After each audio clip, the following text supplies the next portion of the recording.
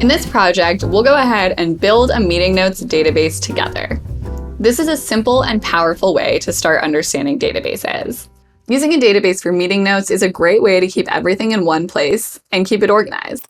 Properties help you to identify meeting date, meeting location, meeting host, and more. We suggest that wherever possible, your entire company shares a single meeting notes table. You can utilize views with filters where needed, but you can also get a high-level overview without having to combine multiple databases if that's ever needed. This is how we do our internal note system at Notion, and it works quite well. To build out this database, I've gone ahead and created a new workspace page. This ensures that everyone in our workspace will have access to this meeting notes database. Started by giving our database a title and an icon, called it meeting notes, and then gave it this nice stack of books emoji. In this case, we're going to be focused more on the database design than the actual content here. So let's go ahead and add a database by just clicking on the table option in our empty page here. This automatically converted that empty page into a full page database. And if I click on any row here, it will open up as its own page where we can house notes about each meeting.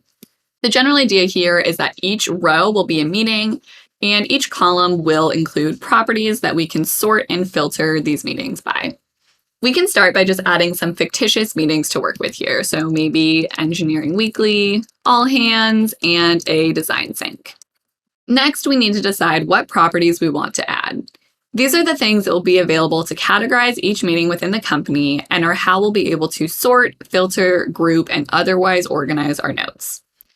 You'll notice that by default, there is this tags property, and we can use this to add any kind of grouping identifier like a team that's meeting or a type of meeting.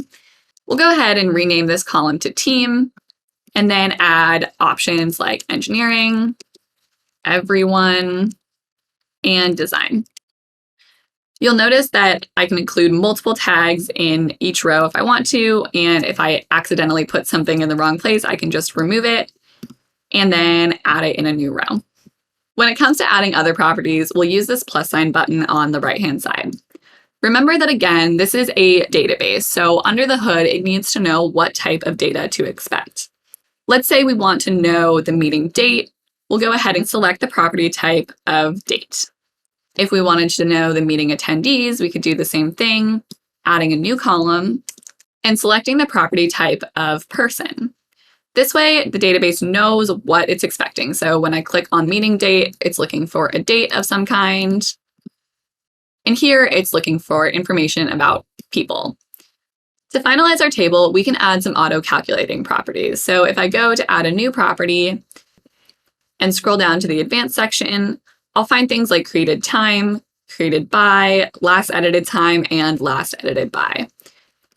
These will automatically be filled based on when those rows were created. So as you can see, these were all created September 21st at 4:48 p.m. But if I were to add a new row, it would show the time that that new row was created. This can be helpful when you're trying to manage a large database and don't want to trust that folks will add the meeting date themselves. As your team scales, you'll start to add lots of different meetings and lots of different views to your board as well. You can click on any page, open it, and view the meeting notes. And you can use views to see meetings by type or just see meeting syncs, etc.